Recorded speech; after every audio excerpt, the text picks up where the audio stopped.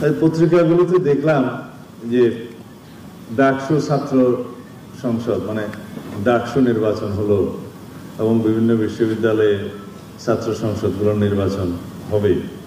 এই নির্বাচনগুলোর ট্রেন্ড কি এবং এই নির্বাচনের ফলাফল সম্পর্কে আপনাদের মন্তব্য কি? আমি আজকে ব্যক্তিগতভাবে অভিনন্দন জানাই যারা ডাকসু নির্বাচনে জয়ী হয়েছে তাদের। এটাই গণতন্ত্রের রীতি। কিছু ত্রুটি বিচ্যুতি নির্বাচনে হয়েছিল, যেহেতু যাত্রা অনেক বছর পরে হয়েছে, কিন্তু ত্রুটি বিচ্যুতি ছিল। কিন্তু পত্রিকায় দুই একটি পত্রিকায় দেখলাম যে ছাত্র শিবিরের প্যানেল জয়ী হয়েছে।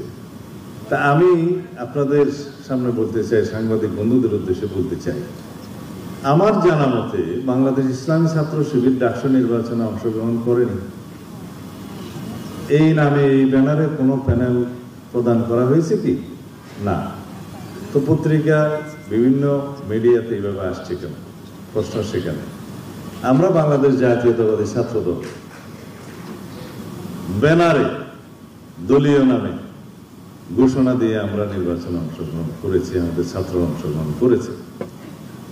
অন্যান্য কয়েকটি দল, এমনকি ইসলামী ছাত্র আন্দোলন নামে একটি দল নামে করেছে, কেউ কেউ স্বতন্ত্র শিক্ষার্থী ঐক্য নামে করেছে, কেউ সমন্বিত শিক্ষার্থী সংসদ নামে করেছে, বৈষম্য বিরোধী শিক্ষার্থী সংসদ নামে করেছে, অপরাজয় 71, অদম্য 24 নামে করেছে।